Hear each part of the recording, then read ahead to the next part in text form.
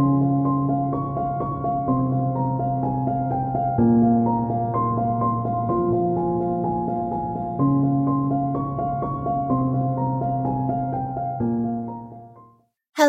everybody, and welcome to another episode of The Haunted Ride.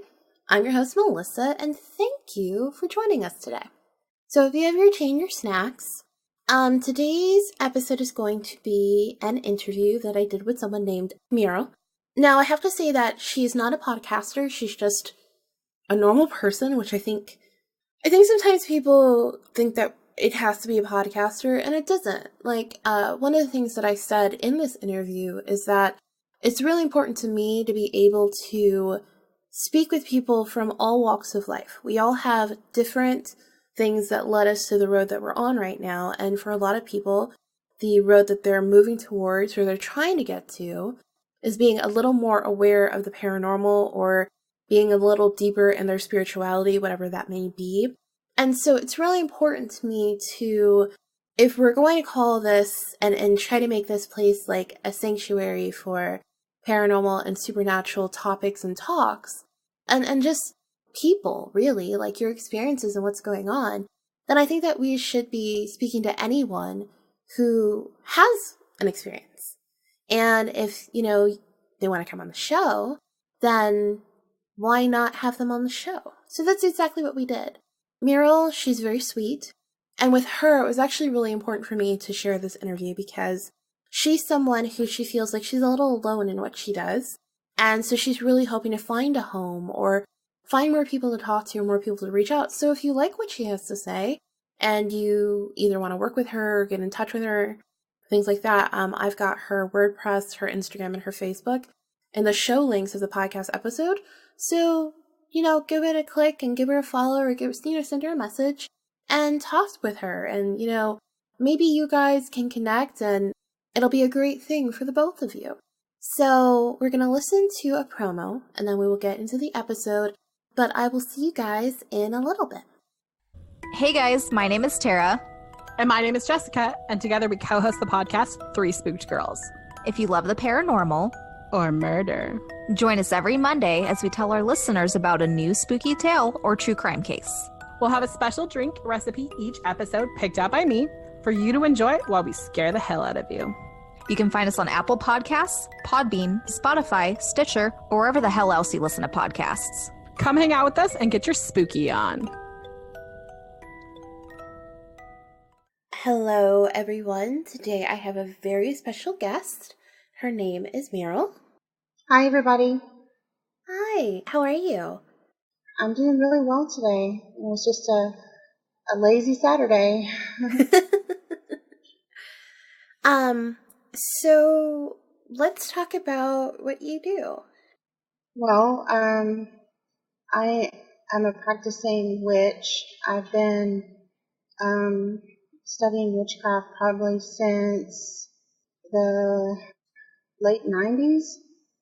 But I've just gotten really into it, like more into it in the past, say, 5 years. Okay. So, yeah. So what got you into witchcraft to begin with? Well, I used to be like one of those hardcore Christians, and I was even involved in like a street ministry, and I ran a battered women's shelter for the ministry. And it's nothing against, Christian beliefs or anything. I just kind of realized that there were more things in heaven, well, in the heavens rather, and on earth than I could possibly ever understand. I came to realize that it's not just us and, what we may call God or Creator or however you want to put it. There are many different beings living or existing, in these different realms and dimensions and things. And I've always been kind of, like, even as a child, I was, like, I talked to my spirit guide. I didn't know what it was at the time. I just thought it was like an imaginary friend, Mm-hmm. So, my parents weren't really spiritual my mother was a Catholic and only went to church on Christmas and Easter, and my dad was an atheist, so I was kind of left to my own devices as far as figuring out what I believed about God and the devil or anything like that. So Okay. And so I know that there are tons of different, and I try to explain this as best as I possibly can on my podcast, that I know people hear the word like witchcraft and are like, oh, and they kind of, they get a little scared of it. But they have to understand that just like there's different branches of Catholicism or Christianity, there's different branches of witchcraft and Wicca. Yeah, that's true. So do you identify with a particular branch more than another, or are you more so level across the board with whatever seems to work the best with you and whatever you connect the most with, that's what you typically use? I kind of, I guess if I was going to label myself, I would probably label myself as someone who practices chaos magic, because that's kind of like taking the best or taking what works for you from different belief systems or practicing systems. Like, I do like a hoodoo, what's called a sweetening jar, where if you want someone to like be sweet to you or be nicer to you, then you can do this little spell. It's really simple, and it's like a hoodoo spell, which comes from Haitian voodoo, but it's kind of a little bit different. It's kind of more folksy and kind of backwoodsy type stuff. but then I also have done like ceremonial magic, where I cast a circle, and whether it's like a circle that I visualize or a circle of salt. I've done both. I've done that. I've used candles. I've made a poppet, which is something that represents someone that you're doing the spell either for or against. So I mean, I've done like all kinds of different things. I just kind of pull from like whatever works best for me at the moment. Okay. See, the first time I had ever heard of kind of like the sweetener jar was on a podcast called This Is Where the Magic Happens. Yeah. And she talked about it, and I sent her a message on Twitter because I was like, it's really funny that you mention that, because in Santeria, which was my first sort of introduction into spirituality as far as more of a pagan practice would be concerned, we don't do a honey jar. We do, I mean, it's not a honey jar where you bury it out in the yard. They do a honey jar where you just put it wherever, and you say whatever it is you need to say. You take the person's name, you write it on a piece of paper, and you stick it in this jar, and you pour honey over it, and that's supposed to sweeten it up. They also do another one where they don't do anything to it. They write the person's name, take them, put them in like a plastic, a Ziploc bag or something like that, and put them in the freezer, and that's supposed to put them on ice.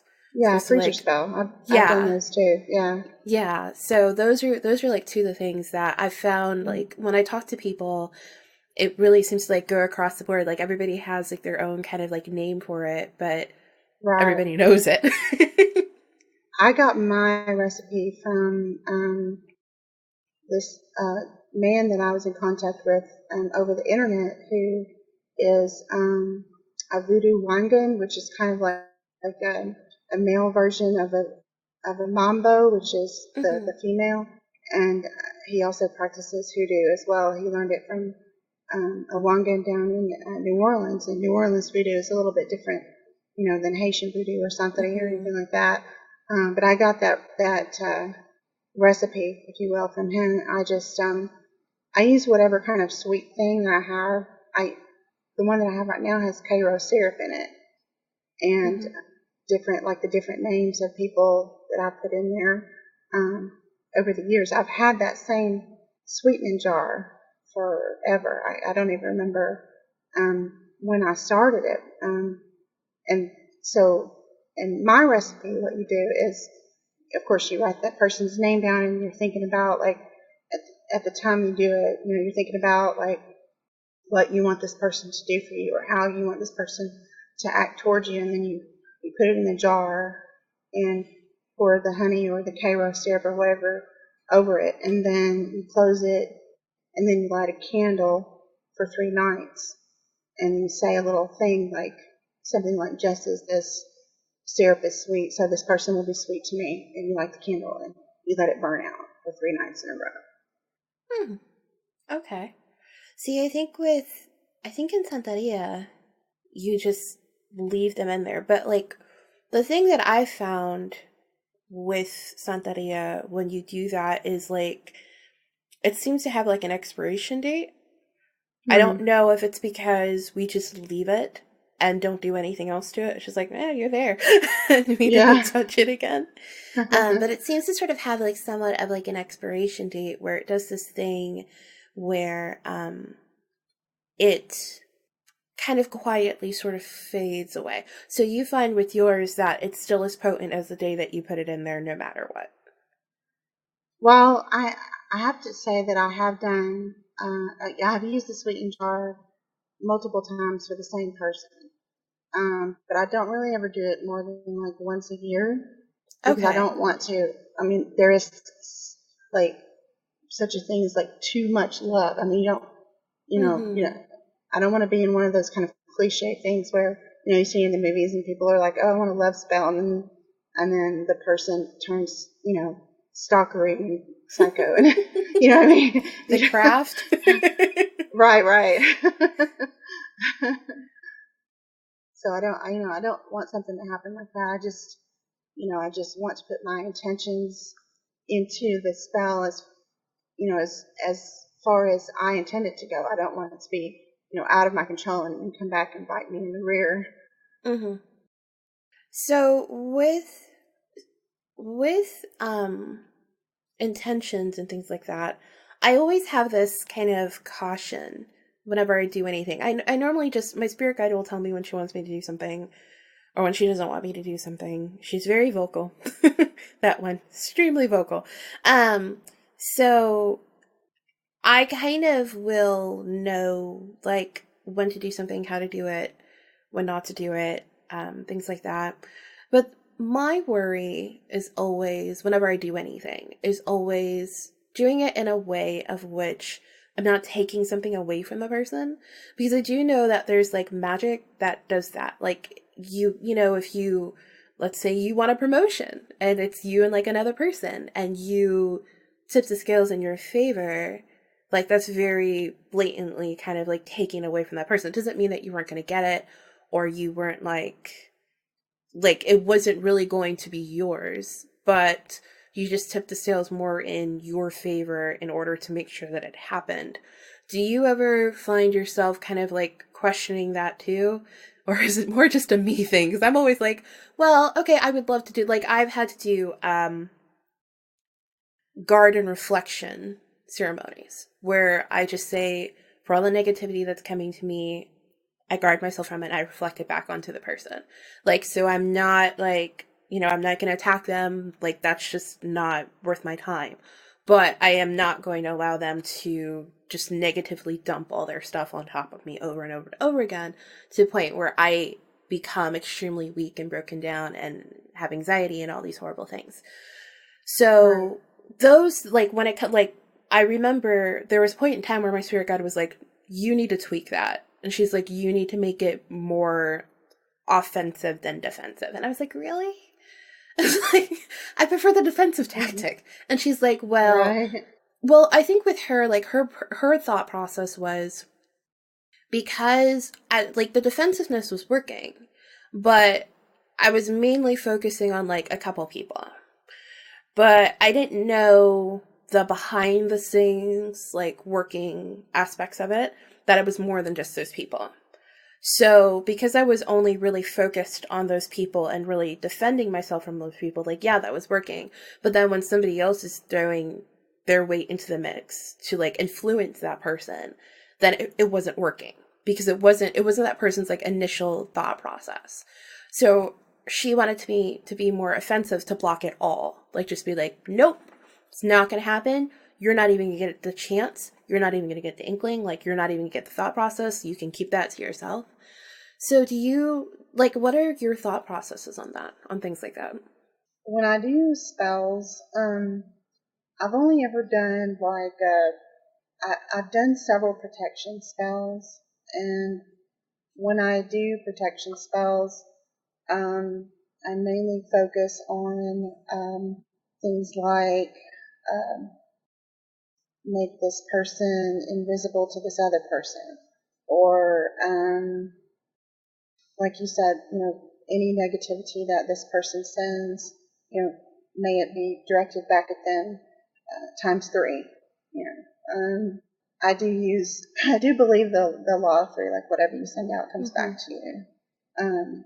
So I try my best to not send out intentions that are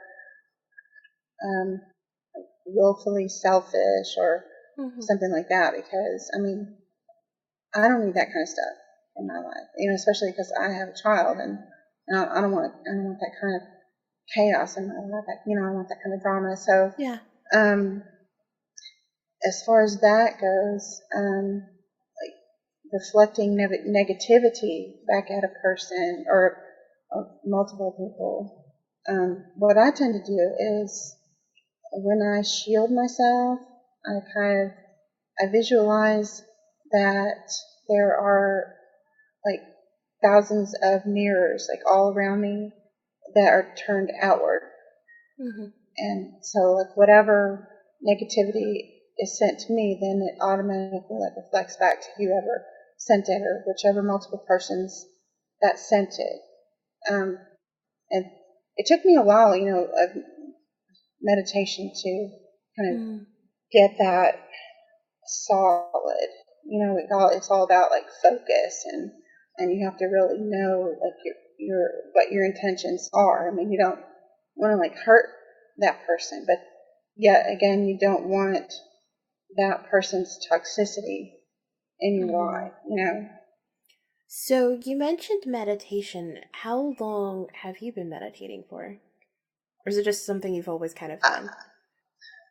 Well, like I can remember being about 5 or 6 years old and doing kind of a self-hypnosis type thing when I couldn't sleep. Even at 5 or 6 years old, I was, I guess, an insomniac. So I would just I did this thing where I started at my feet, and I would just tell myself that my feet were really, really heavy and I couldn't move them, and then I would just kind of go up from there, and it usually worked. By the time I got to my knees, I was asleep. So, and I kind of do the same thing now, only it's more like I don't know if it's like a heaviness, but it's more like a kind of a sinking into your bed kind of feeling, and it's kind of a relaxing type.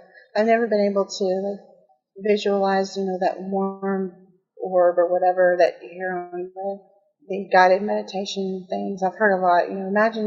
Visualize there's an orb of warm light that starts at your feet. I can't do that. It's just I don't know why. I just can't do it. But meditation has kind of helped me along in my journey to like understand what's going on with me and what's going on with like people that are in my life, kind of in my circle, if you will. It helps a lot as far as with shielding and grounding, and which those things are really important. That's kind of like your basis of kind of any spiritual practice, I guess, is meditation and grounding and shielding. Those are kind of the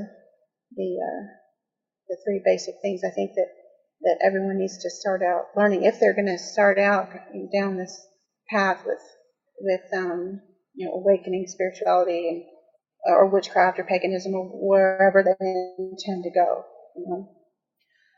So it's really interesting that you say that because I actually had a conversation with my mother earlier today. So she is not a very spiritual person at all, like at all.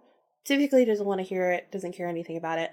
As I've gotten older and I've been more vocal about like my experiences because they matter to me, she's kind of taken a little bit of notice, and I think I talk about one particular experience that I think really like changed everything on the podcast, which was when my grandmother attempted to possess me in order to give my mother a message.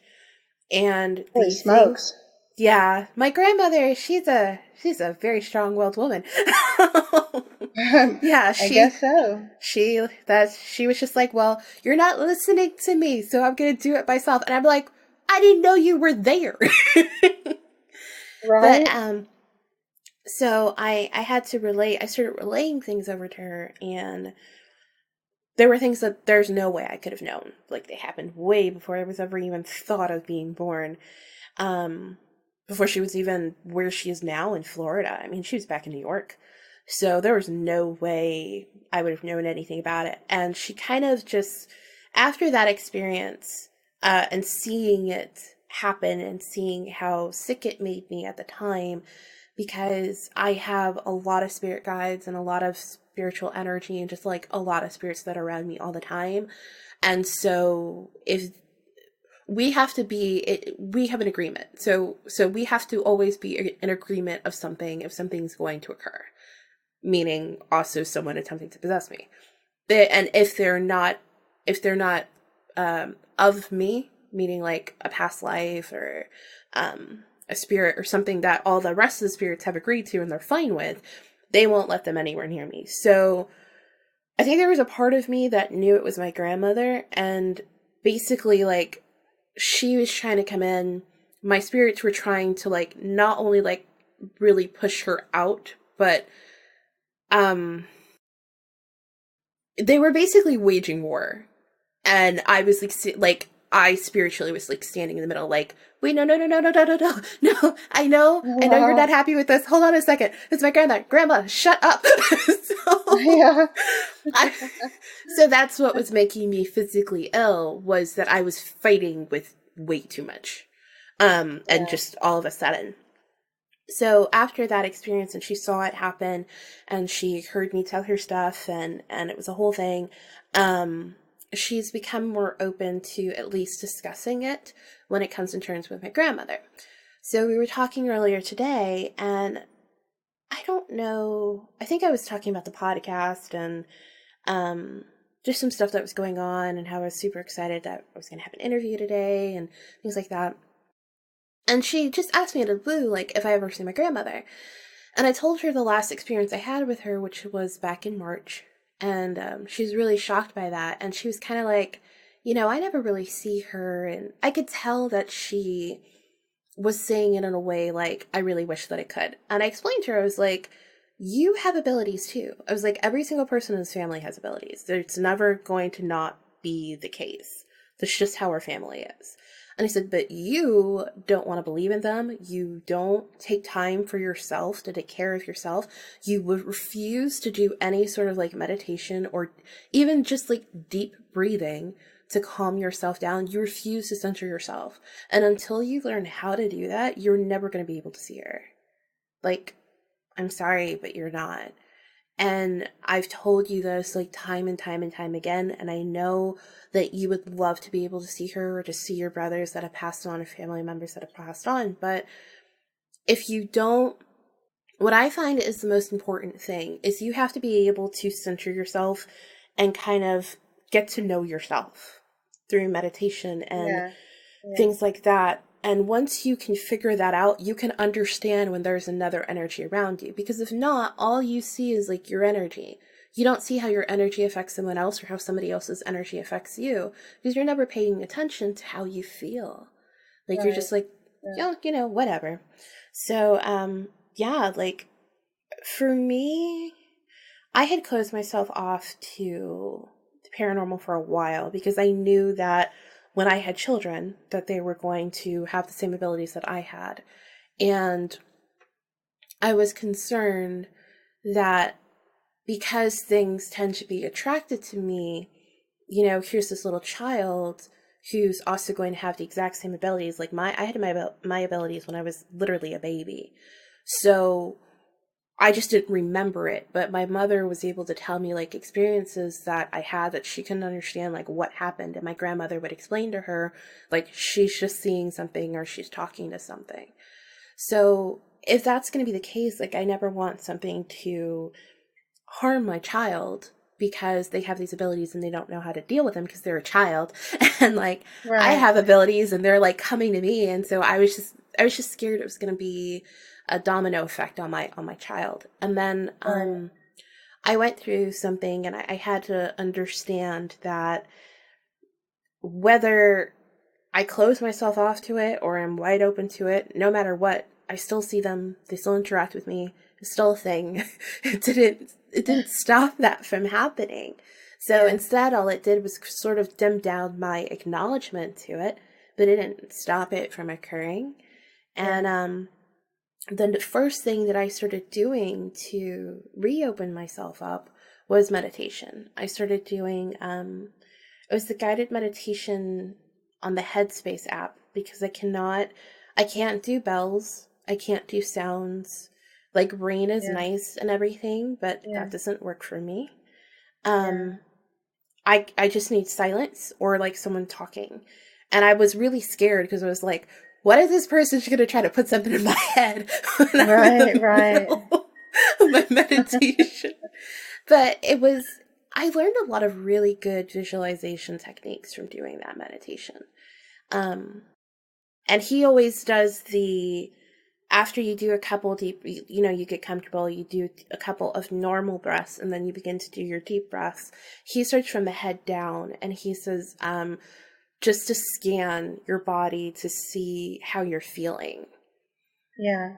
And even if like I can't do like a full meditation session, if I can just do up to that part and then do a couple more deep breaths counting up to 10 and like maybe do that like 3 times, I'm good. Like that's all I need. I'm good. Yeah. So what else do you use when you are just in your everyday life? Do you also use tarot cards? Do you use pendulums? What else works for you? I use tarot cards and I have a pendulum, but I don't really use it that much anymore. I did use it a lot at one time, and I don't know, for some reason I think maybe that's just not the tool for me. I mean, I was able to use it, but I don't know why, but I got myself a spirit attachment. At the time, there were like 3 portals open in my house, and I wasn't aware of it. I mean, I knew that there was something, like whenever I walked in my house, I was like, I don't know, it's kind of like that feeling you get when somebody's standing behind you, you know, like, and you know, and I was kind of on edge like all the time and really snappy, and there was 1 negative portal and then 2 positive portals, and I had a friend of mine, I took a picture, and my friend looked at it, and she said, wow, you've got like layers upon layers upon layers upon, like there's thousands of spirits in your house, and they're all waiting to cross over into these 2 positive portals. And so she closed the negative portal, and then the 2 positive portals just kind of closed on their own. But while all this was going on, I was using my pendulum, and I got myself a spirit attachment that was this older lady who she had died, I want to say like 70s or 80s or something like that, and she was just really bitter, and I think that's part of what was making me kind of snappy and irritated all the time. And she was like, she would manipulate like my pendulum and make it give me the answers that she wanted rather than the answers that it was supposed to give. And for it kind of like, after I got rid of that spirit attachment, it kind of like turned me off to like the whole experience, you know, like I'm not really sure if it was because of the spirits that were already here that one just kind of happened to latch on to me, or if it was because I was using my pendulum, all the spirits were here, or, I mean, I'm not really sure. So, I don't know. I haven't really gotten back into using my pendulum. But I do use my tarot cards sometimes when I don't understand something, or if someone like asks for a tarot reading. Yeah, there's one person who I was communicating with over email, which he had a spirit attachment. But he was having a really hard time being able to hear her. So I recommended that he get a pendulum because I knew that his house was okay. Like he was fine as far as that went. It just was, he really needed to like hear what this person had to say, and he couldn't, because he was still learning like how to deal with things and how to understand those things. And so I don't know if he really used it, but I know eventually he got his answer, which was great. But I do know whenever there's like already like a haunting or something going on in a property, and then you use like just anything, like it can be anything, like the spirits are like, ooh, look at this person. Oh, they're trying to contact something. All right, I'll give them something to contact. Yeah. They can be jerks sometimes. They really can. Yeah, that's true. But yeah, I know that sometimes that can be the case. Like especially when people take on those TV shows, when they take pendulums into places that they know is haunted, but they don't know what's haunted, and then later on they say it's something bad, and I'm like, you might need to cleanse that pendulum of yours afterwards. Right.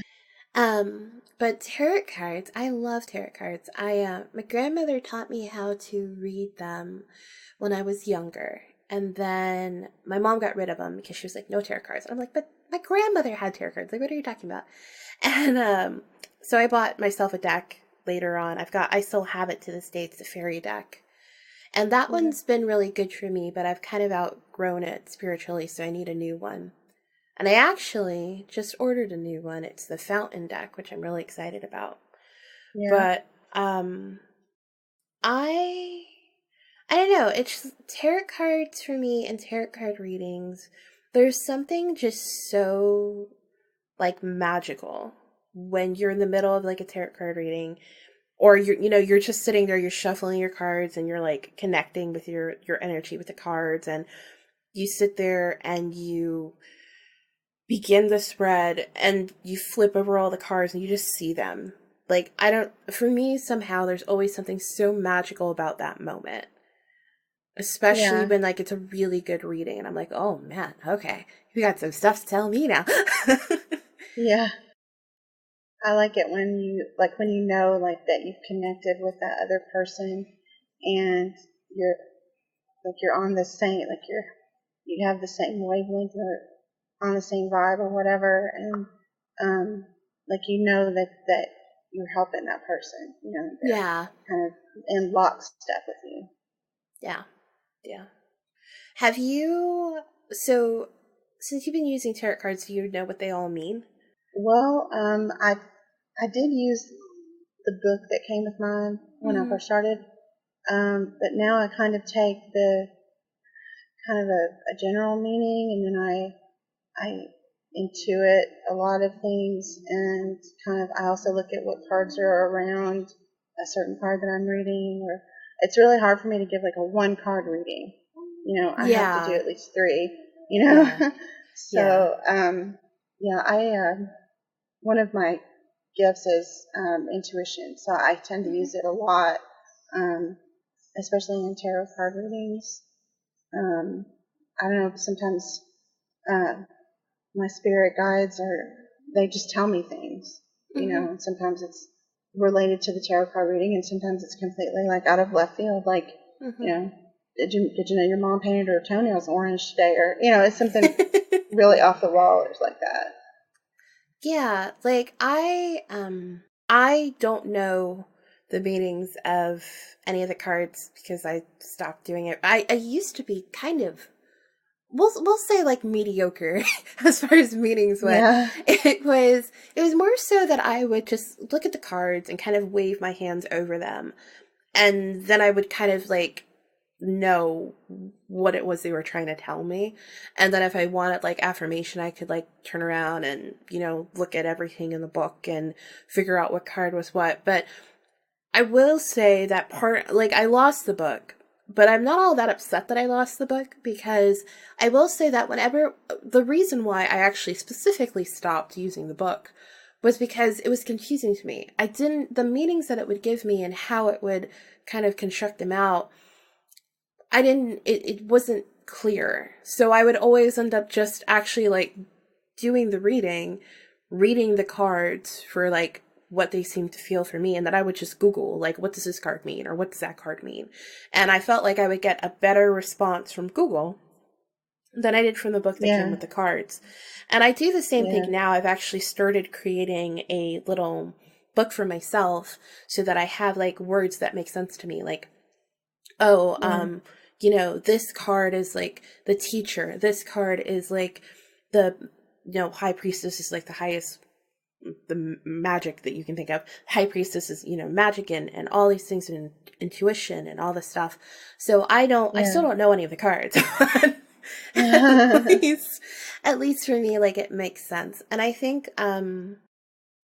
it's super important because everybody has their own magic. And I think sometimes we try to force what we have into the same sort of field as everybody else so that we can feel connected with those other people, so that we feel like we have like a family or a community or something like that, so that we can have someone to reach out to.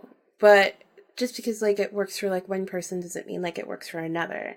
It's part of what I really love about being able to do these interviews and hear from different people, is because, you know, in my fields of paranormal, it's not just one thing. That's why it's called paranormal. Nothing about it's normal. Like, you can't just like generalize the whole thing and then think it's gonna work. It's not. Like, you have to take people from different backgrounds with different perspectives and doing different things in order to be able to like understand what goes into it.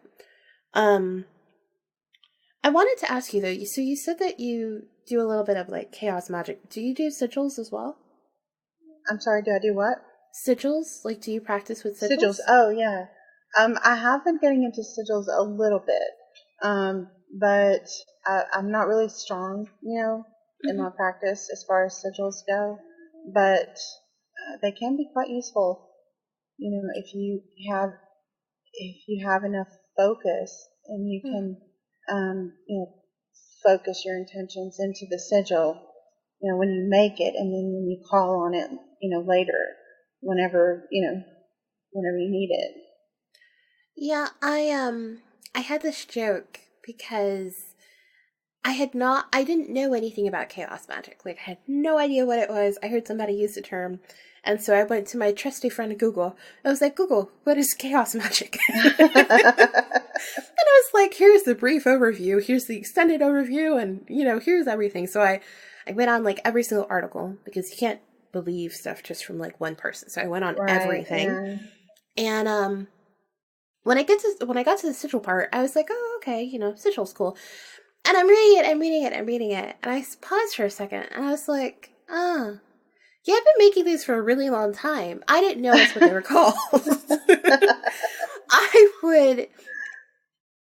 For some reason, I think there's something about like creativity and like magic that work like so well together. And I would be singing and dancing, and I would get to like this place where I would just feel like it was like I could feel like all the energy around me. It was so great, and it was so lovely, and I would just have this beautiful, like, great time. And then in my head, I would get this like image, and it would just be like this thing like floating above my head. Yeah. And I'd be like, okay. And so I would take all the energy that I had now seemed to be able to see, and I was kind of mush it into like that shape, and then be like, okay, there you go. That's all you wanted, cool. And then I'd go back to dancing.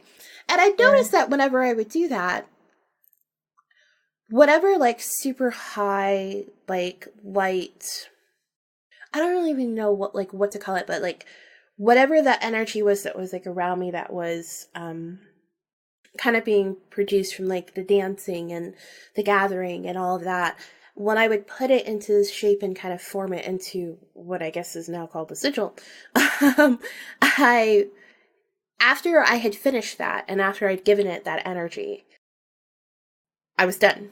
Like, it was like I was done. Like, I was like, okay, I'm done dancing for today. We'll come back tomorrow. Yeah. And I was just, that was it. I was just done. There was nothing else.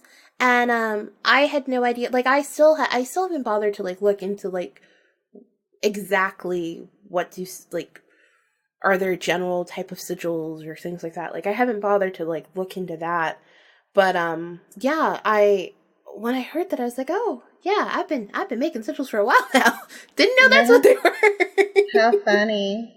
I don't know, magic is really interesting. And tarot cards are great. And so when you talked about you said like one of your abilities, would you mind like sharing a couple other ones or? Sure. I find that intuition is probably my strongest gift. It may be because I use it the most. You know, I've when you're a kid and you grow up in a certain type of environment, your intuition helps you a lot. You know, because you like with my parents, well, with my mom, I never really knew what she was going to do from one minute to the next. So my intuition played a really great part in my childhood, just for keeping me safe. And so now that I'm older, I find that it also intertwines with another gift that I have, which is being extremely empathic. I saw a meme on the internet a few weeks ago where the picture was these two people, and they were in like hazmat suits with like astronaut helmets on and the shield down, and the text said, "When empaths go to Walmart." And I was like, yeah, that's pretty accurate.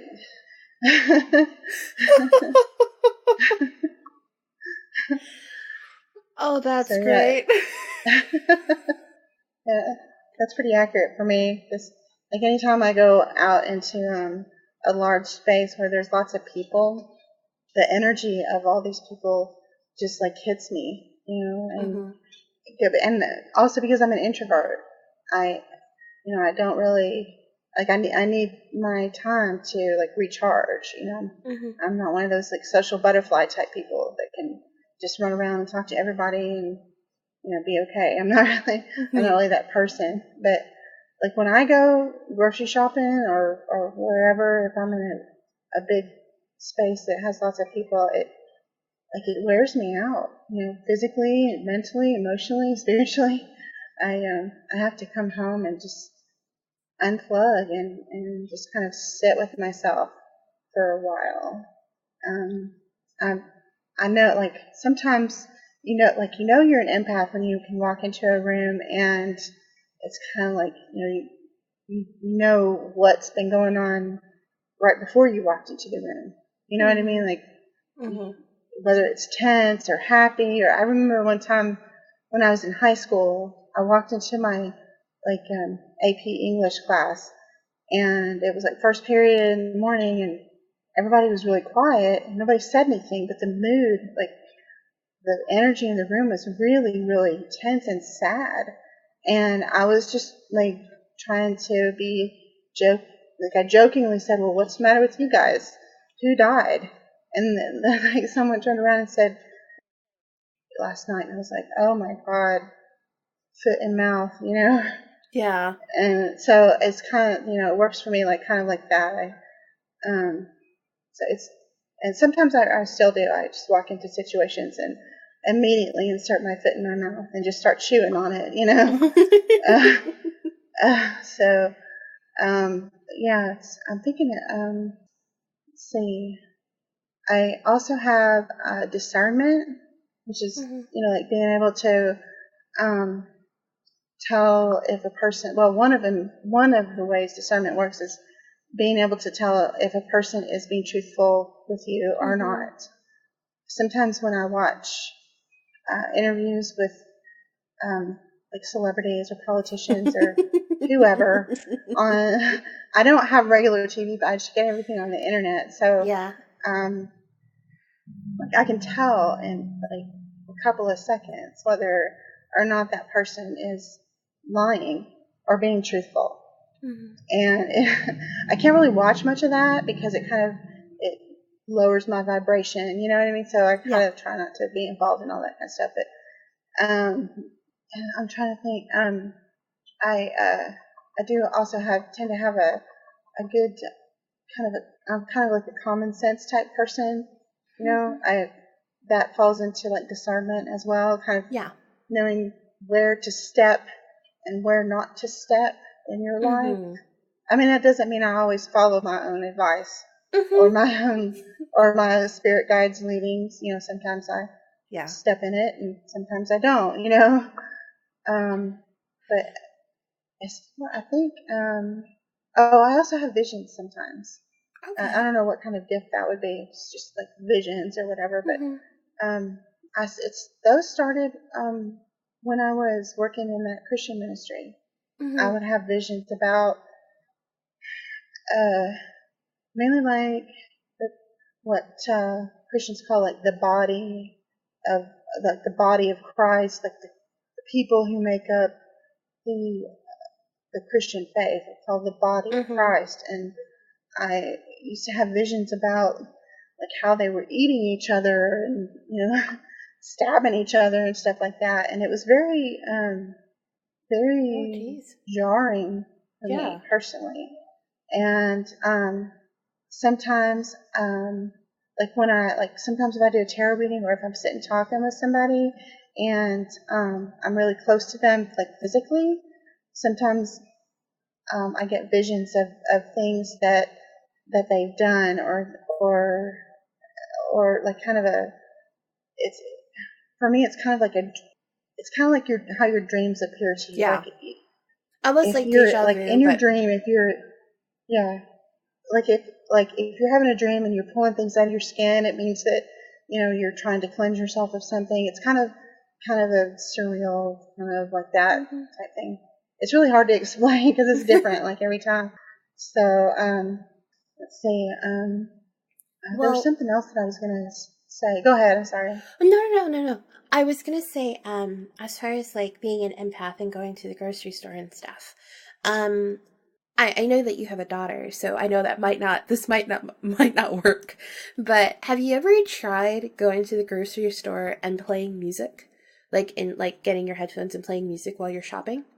No. I tend to just try to focus on what I'm doing, try to keep my daughter out, from touching every single thing in the store. So, she'll like, watch me, I'm going to run down the aisle, and she'll, almost run into somebody, so I kind of focus on, reining her in a little bit when I'm out in public. So I've never really been that type of person who will plug into like earbuds or whatever when I'm out in public because, I don't know, I just get really agitated. Like sometimes I get really agitated when I'm out in public. Like I don't want to be like too physically close to people, and you know what I mean. I have like a really large personal bubble. Yeah.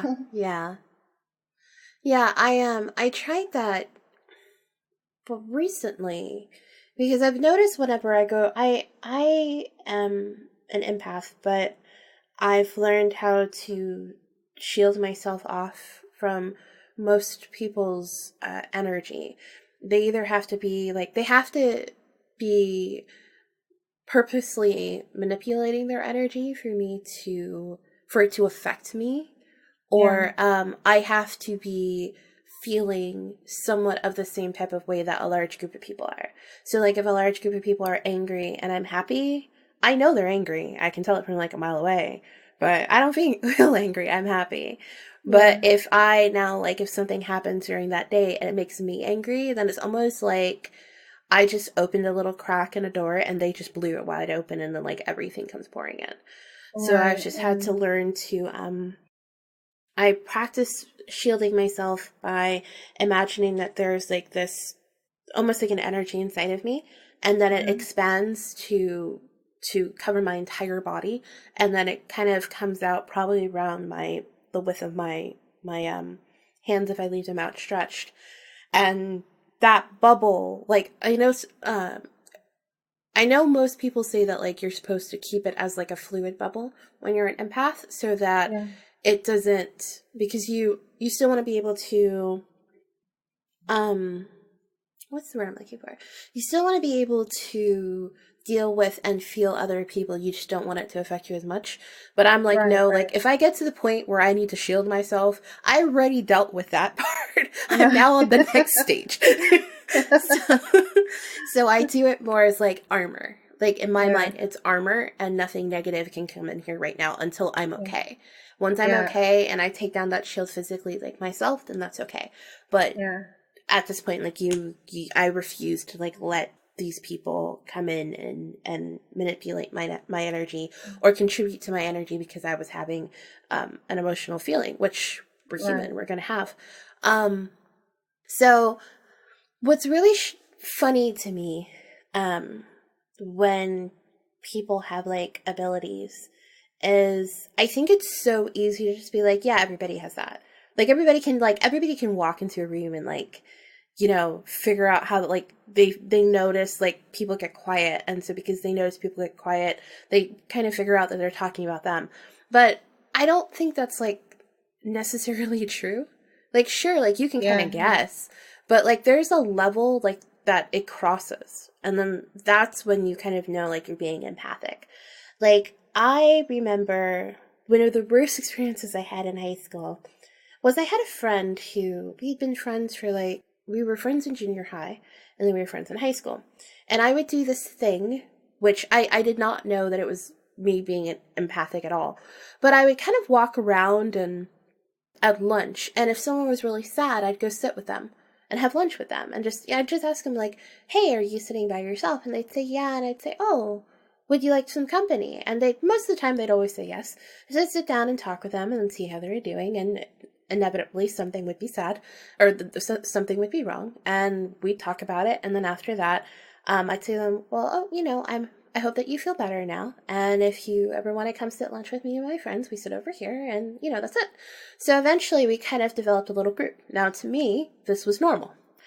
But then I noticed, I'm not really sure how I knew, but I knew one of my friends was really upset with me.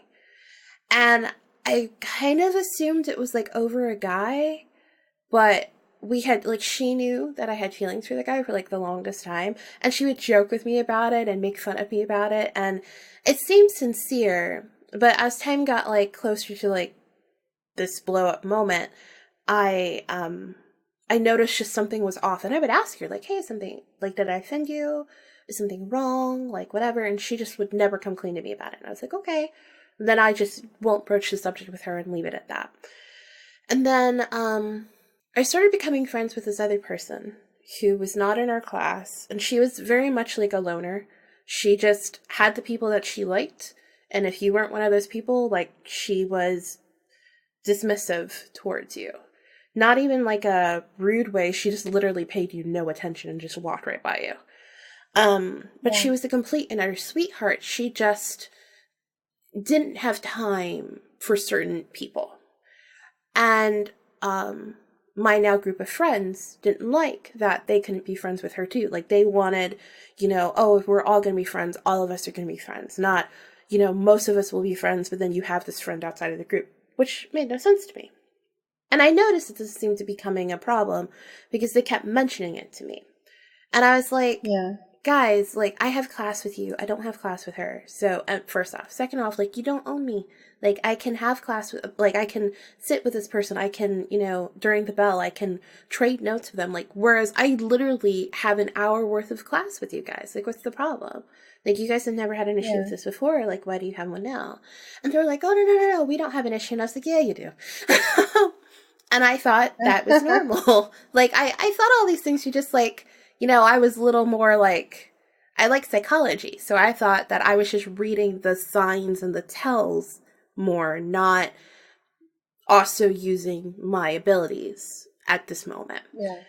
Well, there was one day, and I was out sick, and I kept having this like horrible feeling. Couldn't figure out what it was.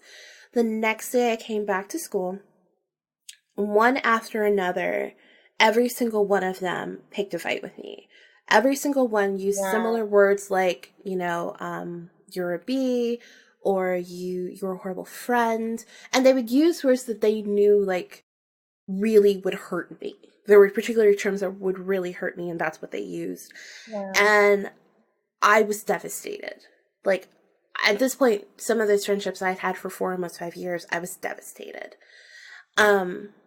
So I came back home, and then the people who didn't get me at school, when I came back home and I logged onto Messenger, they got me there. So it was like nowhere I could go where it was done. So the next day I said, you know what? I said, like, I'm sorry. There's no way that I'm this much of a horrible friend to these people. Like, and I was like, and why, like, I knew something was up. And I was like, why did they use similar terms? Like, yeah, of course, like, those would hurt anyone. But it was like the way they did it. That's so strange. So I said, you know what? I said, I'm not going to do this. Because even when they were fighting, I was like, I don't know what I've done to you to make you so upset, but whatever it is, I'm sorry. Like, what's the matter? So in my psychology class, I moved from them. And my psychology teacher said to me, after class, she held me back and she was like, Melissa, why did you move away from your friends? You're always over there. I said, we're just going through something. And I think it's best if I stay away from them. And they're like, well, you have to come to me if you're going to move. And I said, yeah, I'm sorry. I just knew that's what I really need to do. And she's like, what's going on? Talk to me about it. And so I told her. And she's like, oh, no. And I'm like, what do you mean, oh, no? And it turns out that they had made a plan in psychology class. I don't know why they thought this was a good idea, but they'd made a plan. And the plan was essentially to make me not speak to this friend anymore and realize like how important they were and how I needed to just focus on them. They banded together, had chosen certain key words to use when going off on me. They're basically just going to go off on me, have this huge blowout fight with me, and then 2 days later, all apologize to me after I had quote unquote learned my lesson. So then that way I would miss them. And it would be like, okay, well now I miss these people. And so of course, like I'm going to do whatever it is that they want me to do, including like leaving this friend. And I was like, I'm sorry, how did your psychology professor know though? Because she had groups. She would do like group activities. And so in those groups, she had every single one of them in there at some point during the day. Just one of those particular classes happened to have, I think, 3 or 4 of the girls in there. So those 3 or 4 girls during the group activity got together after they finished the group activity, started talking about it, and she overheard them. She didn't say anything to them, but she overheard them. But she didn't know they were talking about me until I told her. I didn't even go into detail like the words of like what they used. She told me the words they said, and they were the exact same words they used. And I was like, I was thinking that they had gotten together because you kept saying that. Yes. They used the same words and stuff. I was like, that's exactly what I was thinking when they got together beforehand. Yes. And just as my psychology teacher had told me, 2 days later, every single one of them suddenly apologized to me. Even so far as saying, like, I hope you learned your lesson and how important I am to you in your life. And I said, yeah, I've learned that you're not worth anything in my life, and I don't want anything to do with you. So, but if I would have been able to, like, listening to my empathic abilities, which I didn't know were empathic, I just thought I was doing really well in psychology class and, acing all the tells and like, just using common sense. And then like now that I'm older, I've looked back on that in like other situations and just been like, you realize the whole time you knew something was wrong. And that had nothing to do with like like you can't read someone's tell when you're at home and they're in a different location. Like you can't, that doesn't work. So you have to understand, like you had it then too. You just didn't know what it was or how to tap into it. And kind of like, I wish that people would have like empath classes or something, or like empath education or something, because I feel like so many people like go through this, and there's people that I know too, and I know like they're just not ready to broach the subject, and clearly like, you know, that's your decision, and that's on you when you're comfortable, when you're ready to talk about that. But if you like, I feel like there's almost, I mean, there's tons of bad things, but spiritually, one of the worst things that can happen is if you're an empath, you don't know you're an empath, and you don't know how to guard yourself from it. Right. Yeah, that was me for a long time. Yeah, you're just constantly taking in everybody else's stuff, and that like leads to so many horrible emotions. Yeah, it does. That makes me think of how my life was when I was in my 20s. You know, it was just like, for me, it was like drama after drama after drama after drama, and like I was exhausted all the time. You know. Yeah. And like I couldn't understand, like, why is this not affecting my friends? Because I had 2 roommates at the time, and I was thinking, like, why does it not affect them like it affects me? You know, and I mean, they would get upset or whatever, mad or angry or sad or whatever, but not like me. You know, like I would be like physically ill for a couple of days at least. And so, like, when I learned how to shield, I was thinking, like, when you were talking about it earlier, like how you use it like armor. That's what I do. Like I use mine like armor. It's kind of like I do like a transparent shield type thing, like over my entire body, and like I leave it transparent so that like I can tell what's going on around me, but I don't want to be necessarily involved. You know what I mean? In stuff. Yeah.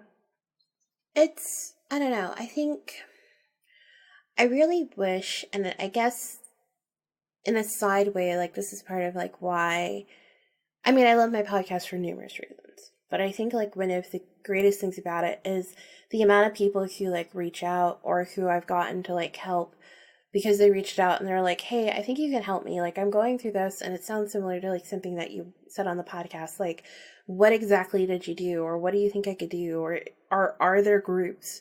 Because I mean, some people don't know what an empath is. Like, some people have never heard that. Like, I just recently learned the term slider. And I was like, you mean like the little hamburger things? Like, what are you talking about? Who picked that idiotic word to name this? So I just learned what that was. And every time I have to say it on the podcast, I still imagine the hamburgers. Yeah, that's what I'm picturing right now too, tiny hamburgers. Yeah. Well, do you know what a slider is? I have no idea. So a slider is somebody who basically just has, like, their electromagnetic field is higher than other people's, so they tend to affect technology and lights and things like that. That's it. My daughter is like that. Really? She is on my iPhone, like, all the time, like, she's right now.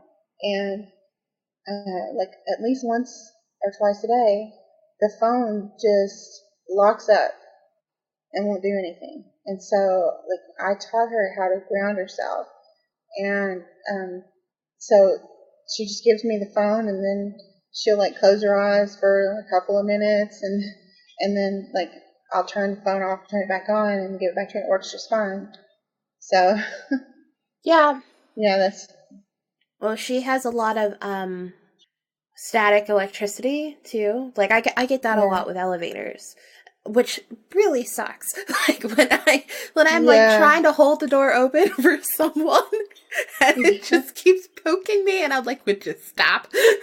Like that. I get it there. I get it in the freezer section of the grocery store. I get it when I go pick up some deli stuff. Yeah. Oh my gosh. I can't wear watches. Like, I kill the battery in 3 days. Yeah. My parents, their TV, I'm pretty sure I don't think I broke their TV. I think I messed with their TV for some reason so often that they believed it was broken, gave it away to somebody else, and it works perfectly fine at their house, but wouldn't work at my parents'. And they thought the TV itself did the outlet of where the TV was, something else that was in there, which was the Comcast box, got struck by lightning. So we all thought, oh, okay, well, lightning messed up the TV. That's it. But then it would happen there. Yeah. Then it would happen in a TV in another room. Then it would happen in like the TV in my room. And it kept, it would just black out randomly. Just like randomly black out or randomly turn itself off and back on. And we were like, what is going on? And I didn't know that that was considered slider activity. And I asked my parents one day, I was like, hey, by the way, have you guys had any more problems with the TVs ever since like I bought my house? And they said, no. And I was like, okay. Never telling them about that. That kind of thing has happened to me like twice, I think, or 2 or 3 times, but it was only in situations like where I had extended stress in my life. I have blown out PS4 and an Xbox that I was using to like watch DVDs with or something, and all of a sudden like it just stopped.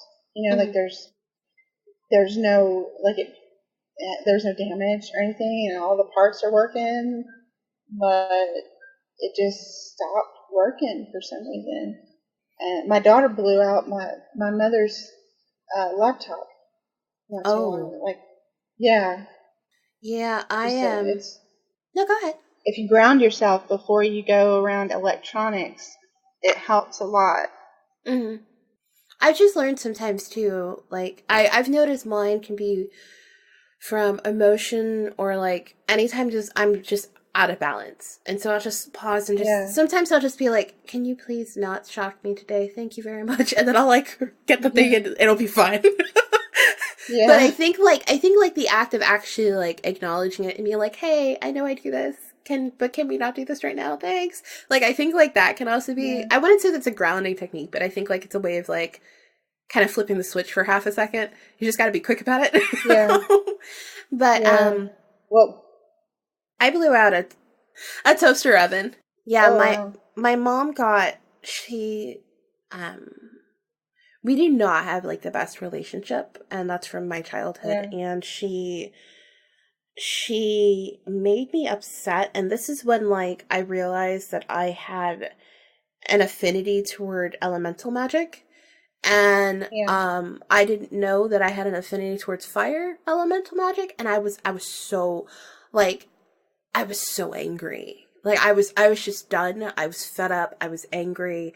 I was like it was like I was partially like broken and beaten down, but at the same time pissed that I was in like that situation. And I just remember being so mad. And I wasn't near the toaster oven. I was in a completely different room. But she went and walked in the kitchen, and the toaster oven caught on fire. And I always just thought that, like, oh, you know, I couldn't figure out, like, if it was, like, an elemental thing.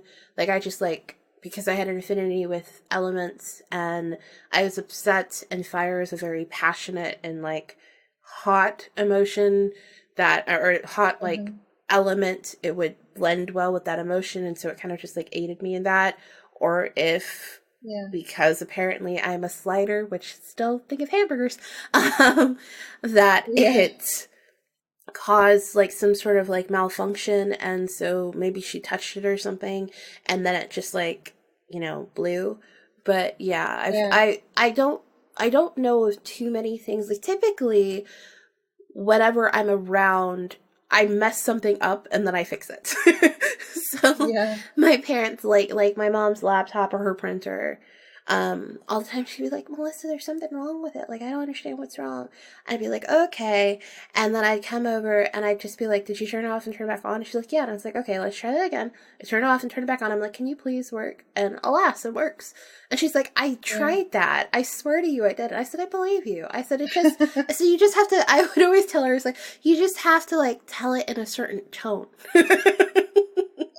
Like, you approached it with frustration, and I approached it with, like, I cherish you, please work. That doesn't work for me. I've done it a lot, actually.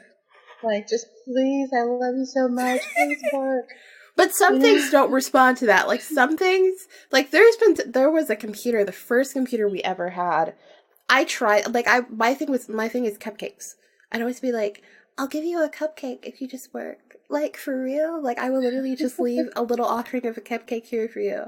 I won't eat it if you will just, like, work. And this stupid computer would not do it. And so I would have to get mad. And I'd be like, no, for real, I will blow you up. Then it would work. Like, then it would work. Then it'd be fine. That's hilarious. Yeah, it was always a fun time. It was a fun time. But, yeah, it's, I don't know, I think there's just something, I know that people get really freaked out when you talk about, like, ghosts or witchcraft or paranormal or anything like that, and they get so freaked out, and I understand, like, you know, everybody has their own, beliefs and their own things, and I don't think there's anything wrong with that. Yeah. But I do think it's really important to just be able to, like, validate your own experience and be able to, like, know that even if you don't have a name for something, even if you can't figure out, like, how, or, like, I'm a super curious person, so I want to know the how, I want to know the why. But honestly, like, I found just breaking it down and being like, hey, this happened. That's it. Yeah. Okay, cool. Like, that has helped me, like, appreciate myself and remove self-doubt. And I mean, I still have self-doubt about some stuff, but it's made everything so much easier for me to be able to deal with and go through, where as before I was like, okay, well, if this really, you know, if this is really paranormal, then why didn't it happen like this? Or if it's really normal, then why didn't it happen like that? And I'd ask all these questions, and they didn't serve me any purpose. I still got to the ending fact of, it was an experience, it happened, and that's it. Like, I have no other explanation. I really don't need one. You just need to be able to validate your own experiences. Yeah.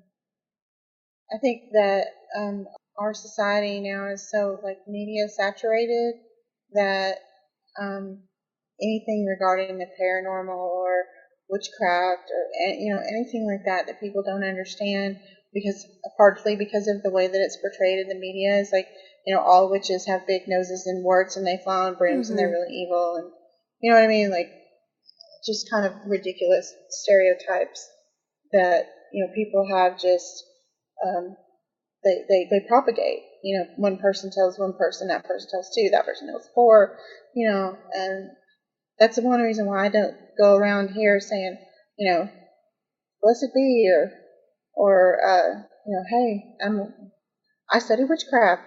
You know, what do you do? You know, because people are like, oh my God, don't curse me, or, I'm like, no, I wouldn't curse you. I don't want that to come back on me. Are you kidding? You know. But see, I think what people don't also, like, understand is when they, like, you don't have to be a witch to curse somebody. Like, you don't have to be a witch. No, you don't. That's you true. You don't have to be pagan.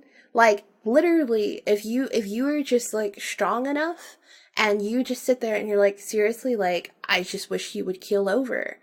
Like, there's tons of stories of where someone has said that, and a couple days later, that's exactly what happened. They felt horrible. And, you know, that's not, that person wasn't a witch. That person wasn't, like, a pagan. That person wasn't, you know, their religion wasn't called into question when it happened. That's not the point of the thing.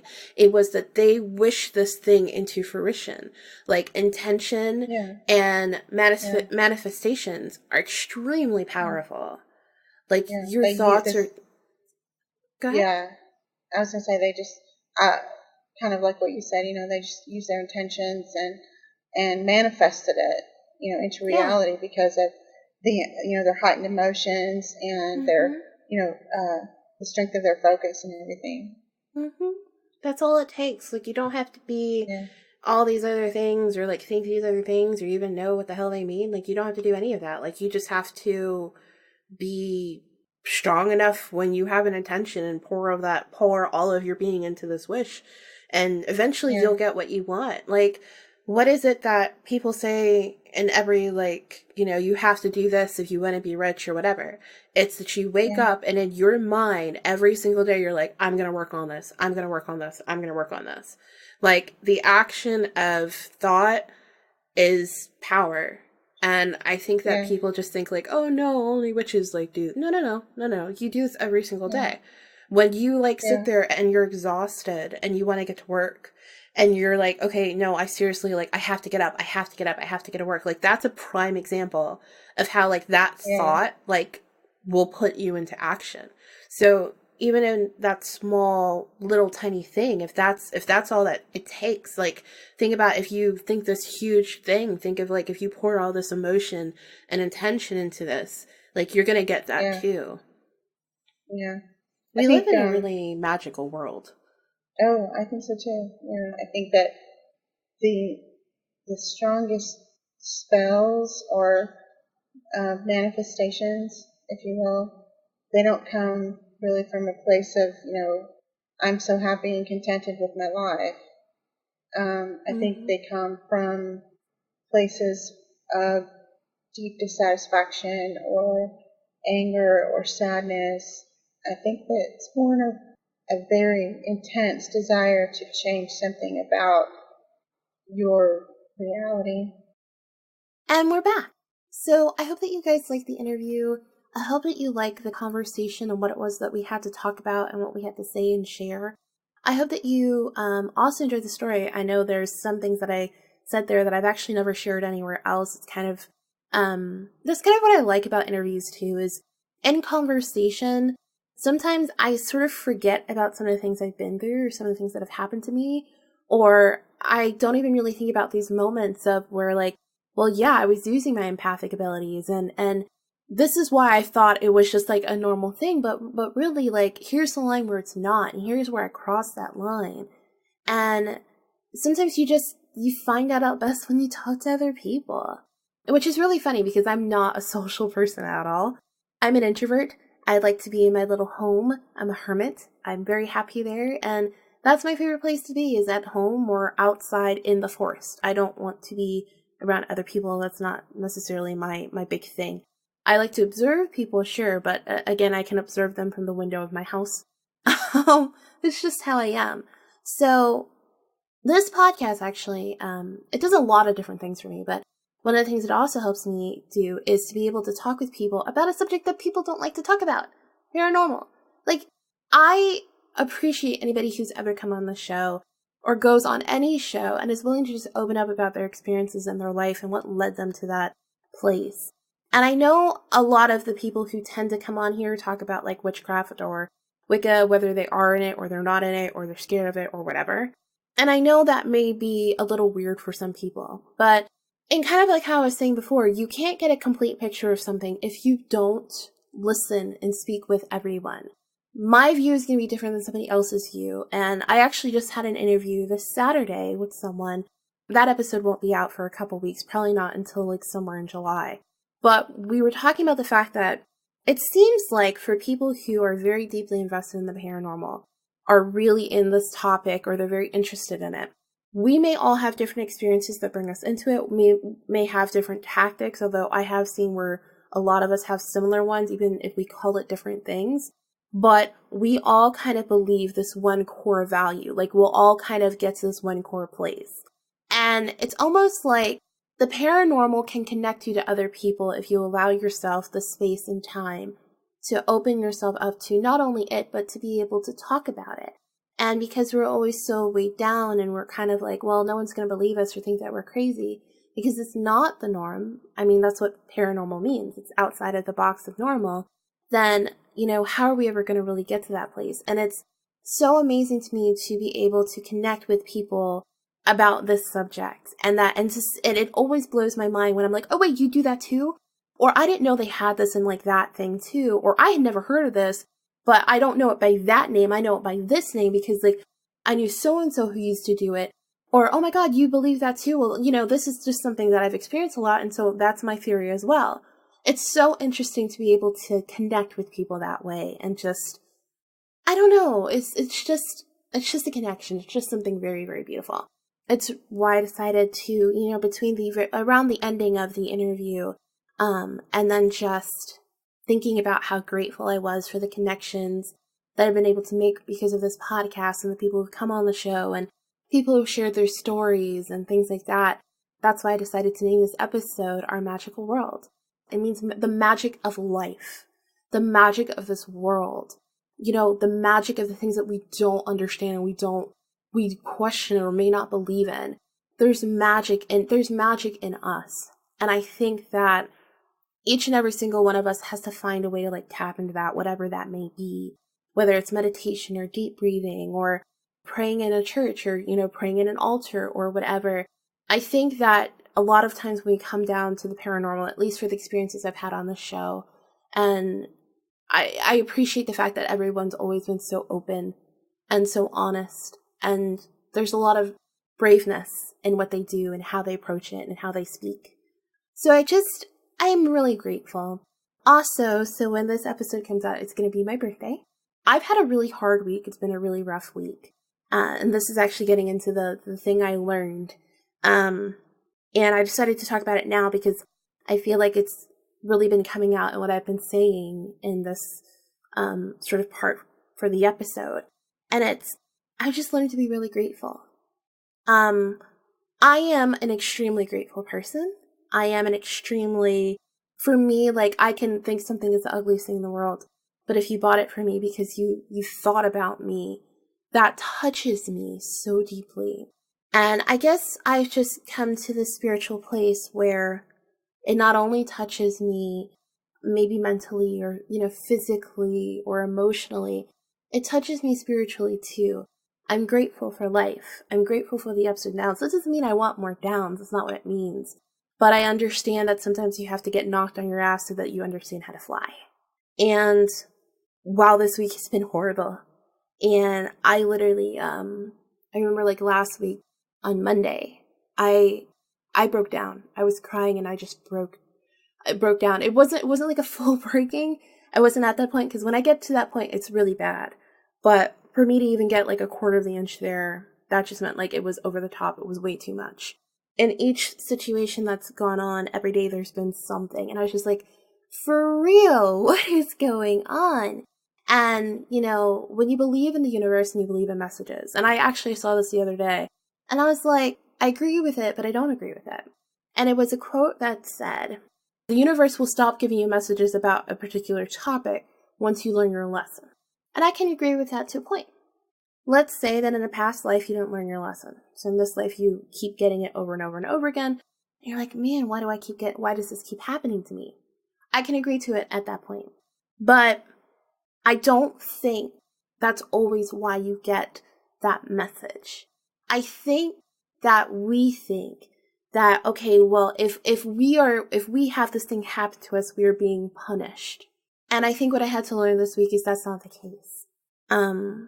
This particular situation, I was one of those people. I felt man, why is it every time that I think that this is okay, it's not? What the fuck? Why? And once I did my little breakdown and I had known that I was already at this place where I didn't get angry that much typically, or if I had, where I'm sitting here and I'm having an emotional moment, I worked through it and processed it differently than I ever have in my entire life. It was just a complete turning point for me a couple months ago. And I had to realize that it wasn't about me. These things that were going on, they weren't about me. They weren't about that I created the problem. They weren't about I have a lesson to learn as far as I'm part of the problem and I created the problem and I'm doing all these things with the problem. That's not why they happened. They happened to make me sit down and understand how to process and let these things go. Because if they didn't mean that much to me, they wouldn't have affected me so strongly. All of this wasn't I'm creating a problem. All of this was, yes, perhaps you do have a lesson to learn. And it's not about you being punished. It's about you understanding how to let these particular topics that have come up in your life numerous times go. It's a humbling experience. It's not a punishment. And I think that we need to remove that thought that, oh yeah, when the universe throws something at us, it's a punishment. Like, oh, woe is me. Oh, what did I do to deserve this? Oh, like that freaking phrase, what did I do to deserve this? Stop. Like, process however you need to process, but don't carry that phrase around with you. Because maybe you don't deserve it. Maybe you don't. But maybe it's the whole, like, glass half full, glass half empty thing. Stop looking at it as what did I do to deserve this because I'm being punished. And start looking at it from what can I do to learn about this. Think about it that way. So I'll leave you guys with that. If you have a story, send it into the podcast, thehauntedride.com, or email it to thehauntedride@gmail.com. Leave us a review if you like the show. I would love to know that. That always makes me smile when I read those. Facebook, Instagram, and Pinterest, we're The Haunted Ride. Twitter, we're Haunted Ride. I've actually thought about, like, seeing if I can change it so we actually are The Haunted Ride on everything. But I don't know if it matters at this point. We're 8 months into the podcast. I think we should just leave well enough alone. But we have the Facebook group too, so you can join the Facebook group. And then our YouTube channel is up on the Haunted Ride. I'm not going to pretend to know what YouTube channel link is. It's a bunch of characters and numbers. I have no idea what it is. But it's on. Everything is in the show notes of every single podcast episode. It's in the show notes for the main show. It's on the website. Everything is on the website. I put a copy of everything there. But yeah, I think that's everything. Oh, we still have the services. We have a paranormal advice service and a spiritual guidance service. Paranormal advice is $2 and spiritual guidance is $5. If you'd like to learn more about that, you can check it out on our website, thehauntedride.com again, or apparently on Facebook. Somehow I did something that shows that we have a store. I don't know how I did it. I have no idea. And then we have a Patreon, which is The Haunted Ride. I just released a new bonus episode, something called Ghostly Bits, which is deleted show segments. And then they get early access to the episodes. And then now we do weekly tarot card readings. So I just did my first one today. And I was like, whoo, doggy. When I saw that guy, I was like, okay, cool. So hitting me hard here. And hopefully it resonates with somebody. But I do believe that in every experience there's something to learn. And so hopefully I think those will help other people too. So yeah, I think that's all I've got for you guys today. I hope you liked the episode. And, like we like to say, take care of yourself. Have a good day. Have a good night. Love yourselves and love others. Treat yourself well. Treat others well. And take care, guys. And finally, of course, don't let the ghost get you. Bye.